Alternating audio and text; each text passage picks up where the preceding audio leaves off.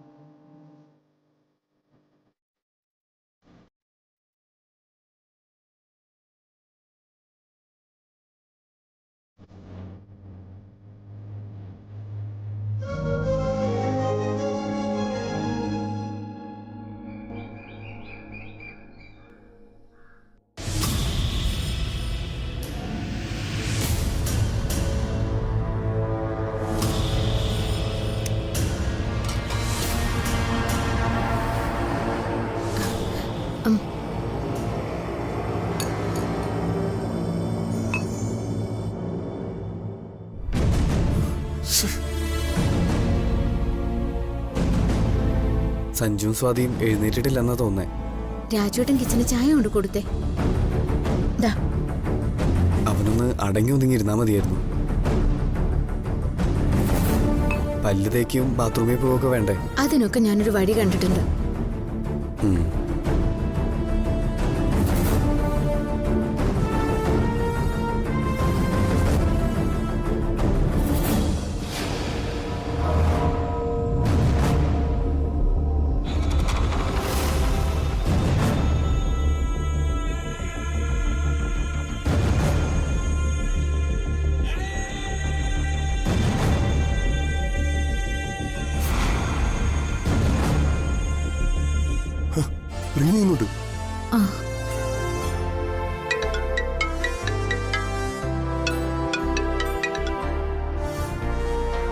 ദിനേശേട്ടാ, എന്താ അവിടുത്തെ വിശേഷങ്ങൾ? ടെൻഷൻ അടിച്ച് ഞങ്ങൾ ഒരു പരുവത്തിലായി. ഇവിടെ ഇതുവരെ ഒരു പ്രശ്നവുമില്ല. ചേച്ചിക്ക് സംശയമൊന്നുമില്ലാതെ കാര്യങ്ങൾ അങ്ങ് കൊണ്ടുപോയി. രാജുവേട്ടനെ കൂടെ കൊണ്ടുവന്നത് നന്നായി. പിന്നെ മനയിന്ന് ഗോവിന്ദ ഡോക്ടർ എത്തിയിട്ടുണ്ട്. അല്ല, നിങ്ങൾ എപ്പോഴാ തിരിച്ചു വരുന്നത്? എന്റെ അമ്മു, നിനക്കറിയാലോ, അധിക സമയം അവിടെ ചെലവഴിക്കാൻ പറ്റില്ല. ഞങ്ങളൊന്ന് അമ്പലത്തിൽ പോയാലുടൻ നേരെ അങ്ങോട്ടേക്ക് വരും. ദിനേശേട്ടൻ ടെൻഷനൊന്നും അടിക്കാതിരിക്കും. നിങ്ങൾ തിരിച്ചെത്തുന്നവരെ എന്റെ ടെൻഷൻ തീരില്ല. എന്നാ ശരി, അമ്മ വെച്ചോ. ശരി.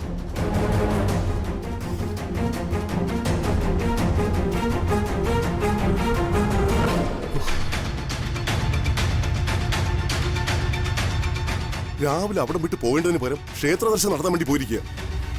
അയ്യോ, കൂടെ ശ്രീകുട്ടി ഉണ്ടാവില്ലേ? അവരെല്ലാം ചേർന്ന ക്ഷേത്രത്തിലേക്ക് പോകുന്നത്. ലച്ചുനെ സഞ്ജുനെ നാട്ടുകാർ കണ്ട എന്താ അവസ്ഥ? ഒരിക്കലും ഞാൻ ആ നാട്ടിൽ പോയപ്പോഴുള്ള അനുഭവം വെച്ച് പറയാ ദിനേശേട്ടാ, ഇത് കുഴപ്പത്തിലോട്ടാ പോകുന്നേ. അവരെ വിളിച്ചൊന്ന് കാര്യങ്ങൾ പറ.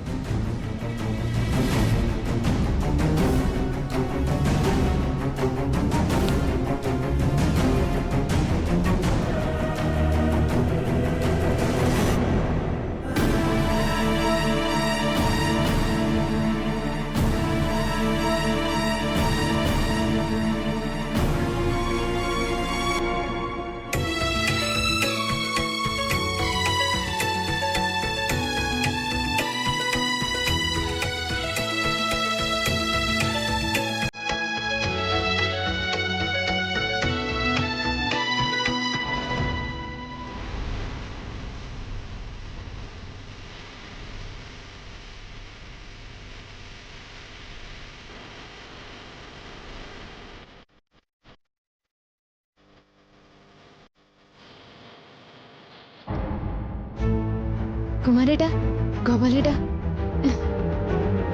നിങ്ങൾ എപ്പോ എത്തി? ഞങ്ങൾ ഇന്നലെയാ വന്നത്. കുമാരേട്ടൻ പീടികയിലേക്കാണോ? അതേ മോളെ. ഉം. പിന്നെ രണ്ടാൾക്ക് സുഖം തന്നെയല്ലേ?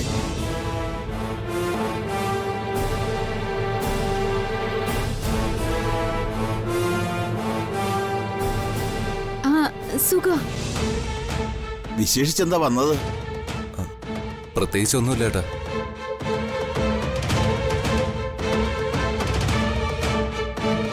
ഞങ്ങള് ലച്ചുന്റെ വീട് വരെ വന്നേ ഉള്ളൂ. എത്ര നാൾ കൂടിയാ നിങ്ങളെ ഒന്ന് കാണുന്നത്?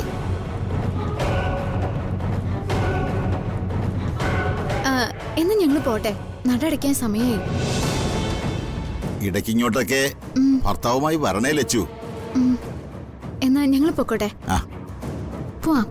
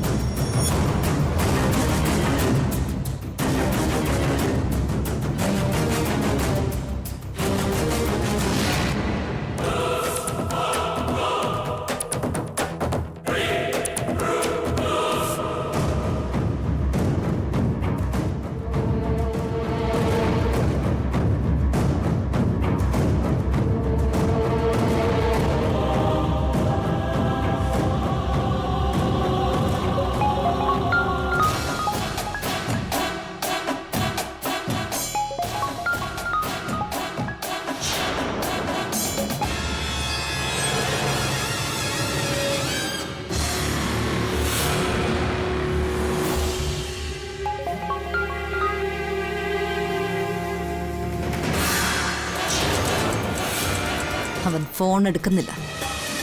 2 പ്രാവശ്യം വിളിച്ചിട്ടും എടുക്കുന്നില്ല. ആ സ്ത്രീ അധിക നേരം പിടിച്ചു വെക്കാനൊന്നും ആവില്ല. നീ ഒന്നുകൂടി ഒന്ന് വിളിക്ക്.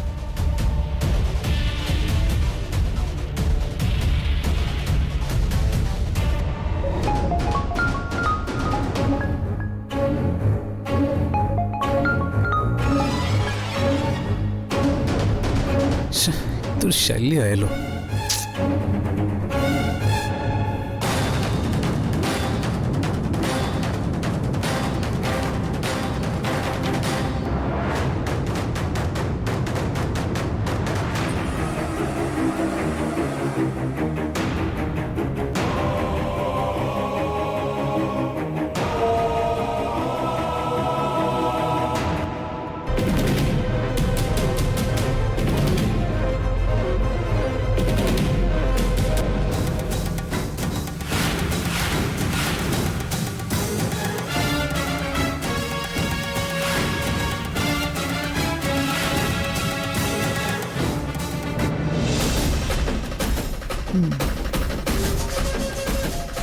നിന്റെ അമ്മയുടെ ശവമെങ്കിലും കാണണമെങ്കിൽ എന്നെ തിരിച്ചു വിളിക്കണം.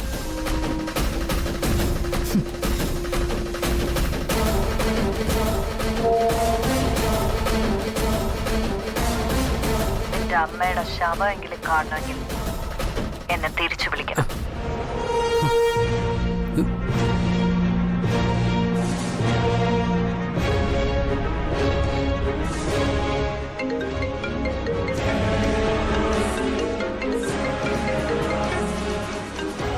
എടുക്കുന്നില്ല. ഇവനെ കൊണ്ട് തിരിച്ചു വിളിപ്പിക്കാൻ എനിക്കറിയാം. കുറെ നേരം അവനും വിളിക്കട്ടെ. ഗൗതം വാ.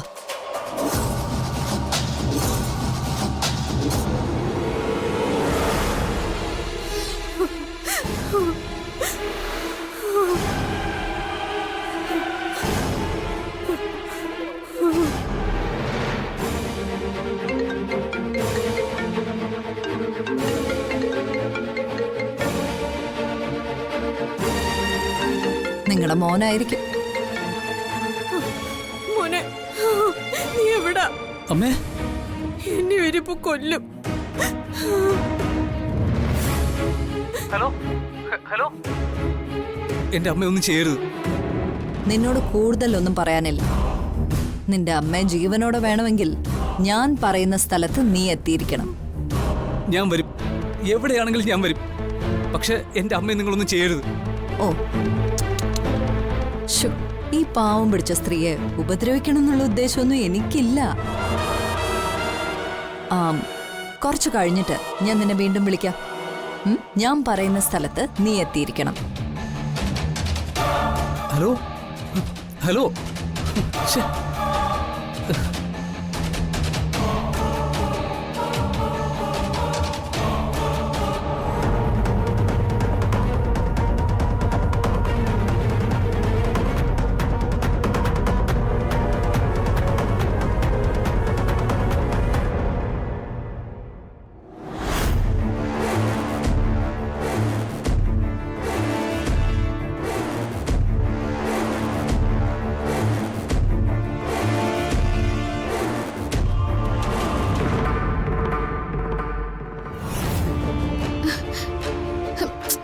ശ്ശോ.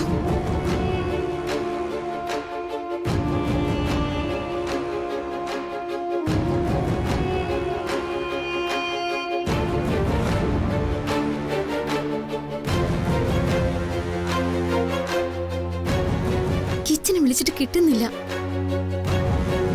അവന്റെ ഫോൺ സൈലന്റ് മോഡിലാണെന്ന് അറിയില്ല ലച്ചു. റിംഗ് ചെയ്യുന്ന കേട്ടാലല്ലേ അവന് ഫോൺ എടുക്കാൻ പറ്റൂ. അവന് ഉറക്കമില്ലാതെ മറ്റെന്ത് ജോലി അവിടെ ഉള്ളത്? അവിടെ വെച്ച് ഞാൻ കണ്ടതാ. കിച്ചൻ സദാ നേരവും ഫോൺ കൂടെ കൊണ്ട് നടക്കാറുണ്ട്. എനിക്കെന്തോ പേടി തോന്നുന്നു.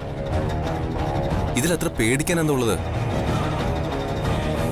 ലച്ചു ടെൻഷൻ ആവേണ്ട ഒരു കാര്യമില്ല.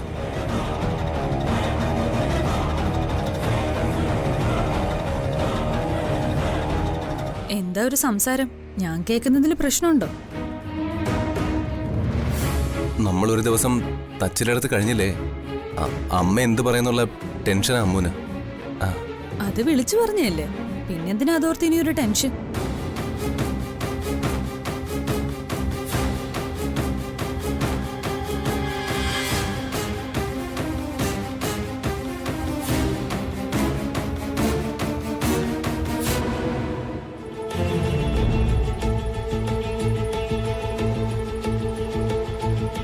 ഇനി ചോദിക്കാതെയും പറയാതെയും പോകാനുള്ള വല്ല പ്ലാനും ഉണ്ടോ?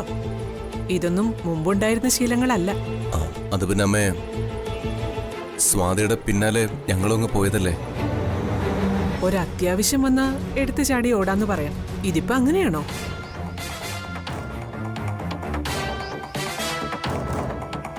ആദ്യം ശ്രീകുട്ടി പോയി. അത് കഴിഞ്ഞ് സഞ്ജുവും അമ്മുവും രാജുവും ഒന്നും പറയാതെ ഇവിടുന്ന് പോയി. പറയാതെ പോയത് പോട്ടെ, ഒരു രാത്രി അവിടെ കഴിയേണ്ട എന്ത് കാര്യമുള്ള? അതമ്മ സ്വാതിയോട് ചോദിക്ക്. സ്വാതി ആ പിറ്റേന്ന് പോയാൽ മതിയെന്ന് പറഞ്ഞ. അമ്മു, നീ ഒന്ന് വന്നേ, വാ.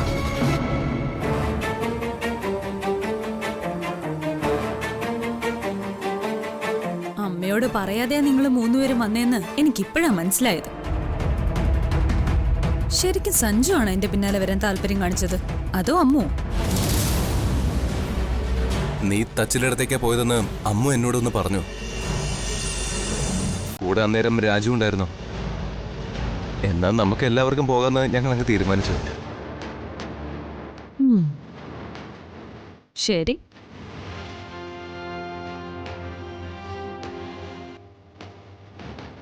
പറയുന്ന കാര്യങ്ങള് മാറിപ്പോവാതിരുന്നാ മതി.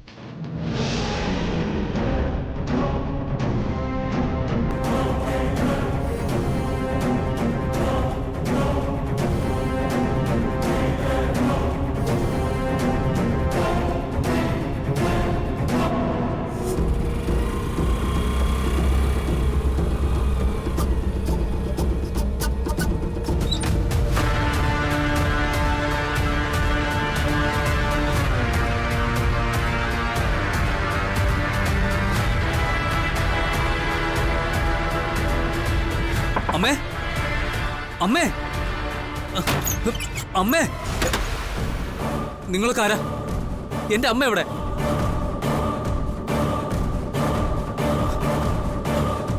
അമ്മേ അമ്മേ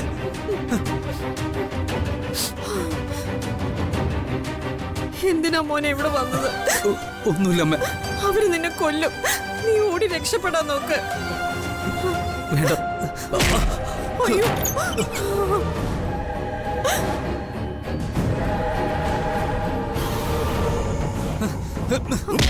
അയ്യോ ആരായിരുന്നോളൂ ഇതിന്റെ പിന്നില്? ഒന്നും ചെയ്യല്ലേ. അല്ലടാ, ഞാനാ.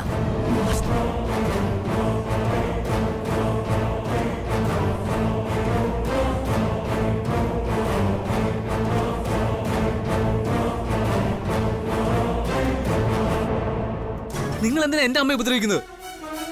നിങ്ങൾക്ക് എന്തെങ്കിലും ചെയ്യാനുണ്ടെങ്കിൽ അത് എന്നോടായിക്കൂടെ? മോനെ കിട്ടിയില്ലെങ്കിൽ ജന്മം തന്ന അമ്മയല്ലേ തേടി വരേണ്ടത്?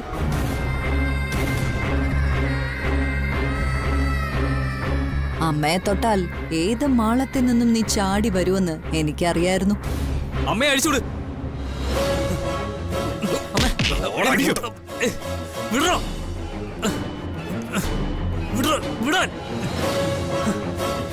എന്റെ മോനെ ഒന്നും ചെയ്യല്ലേ. നിങ്ങൾ കണ്ണടയ്ക്കുന്നതുവരെ നിങ്ങളുടെ മോനൊന്നും സംഭവിക്കില്ല. എന്നാ ഇവന്റെ കൺമുമ്പിൽ കാണും അമ്മ പിടഞ്ഞു തീരുന്നത്.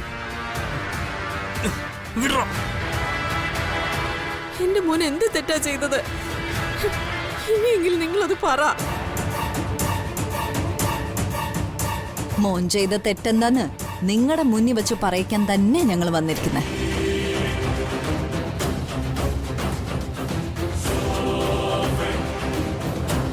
നീ സ്വാതിയോട് പറഞ്ഞില്ലേ മംഗലശ്ശേരിയിൽ ഒരാൾ പറഞ്ഞിട്ടാ നീ ലച്ചുവിന്റെ ഭർത്താവായി വേഷം കെട്ടി വന്നതെന്ന്? പറ, അതാരാ? ഞാൻ പറയാം. ദിനേശന എന്നെ കൊണ്ടുവന്നത്. ശോ, അത് നീ സ്വാതിക്ക് മുന്നിൽ സമ്മതിച്ചു കഴിഞ്ഞല്ലോ. ഇനിതേ എന്റെ ഒറ്റ ചോദ്യത്തിന് നീ ഉത്തരം പറ. ലച്ചുവിന്റെ ഭർത്താവാരാ? എനിക്കതേ പറ്റിയൊന്നും അറിയില്ല. ദിനേശൻ പറഞ്ഞതുപോലെ ഞാൻ ചെയ്തു. വിളിച്ചപ്പോഴൊക്കെ ഞാൻ ചെന്നു. അയാൾ എനിക്ക് നല്ല കൂലിയും തന്നു. സത്യമാണോ? സത്യമാണ്. ഗൗതം, പാവം സത്യം അറിയാത്ത സ്ഥിതിക്ക് രണ്ടിനെ അങ്ങ് തീർത്തേക്ക്. ആ, ആദ്യം തീരേണ്ടത് കള്ളം പറയാൻ മകനെ പഠിപ്പിച്ച അമ്മയാ.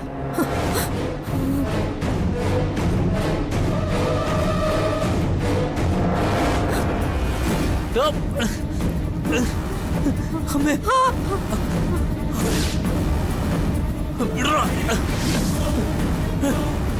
മനുഷ്യപ്പറ്റില്ലാത്ത കൂട്ടരമ്മനെ. നിനക്ക് എന്തെങ്കിലും അറിയെങ്കിലൊന്ന് പറ. നിങ്ങളുടെ മോന് എല്ലാം അറിയാം. അവൻ ആരുമല്ലാത്ത ചിലരെ രക്ഷിക്കാൻ നോക്കുക. ആ, അമ്മയൊന്നും അല്ല ഇപ്പൊ അവന് വലുത്.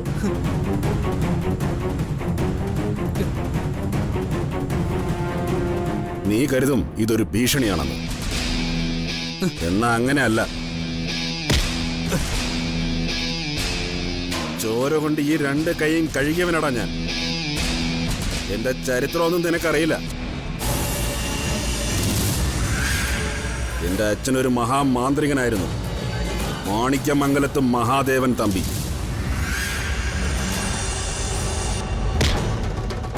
എന്റെ കുട്ടിക്കാലത്ത് കോഴിയുടെ കഴുത്തറുത്ത് ചോര ഹോമാഗ്നിയിൽ ഒഴിക്കുന്നത് കണ്ടു വളർന്നവനോടാ ഞാൻ. കേട്ടോ? അമ്മേ, അമ്മേ, അമ്മ ഉപദ്രവിക്കരുത്. എന്റെ അമ്മ ഒന്നും ചെയ്യരുത്. അമ്മേ, അമ്മ ഇവിടെ ഞാനെല്ലാം പറയാം. വിട്ടേക്ക് ഗൗതം. ചോര വീഴാതെ ഇവൻ പറയൊന്ന് നോക്കാം. കള്ളമാണ് പറയുന്നതെങ്കിൽ ഗൗതത്തിന് എന്തും ചെയ്യാം.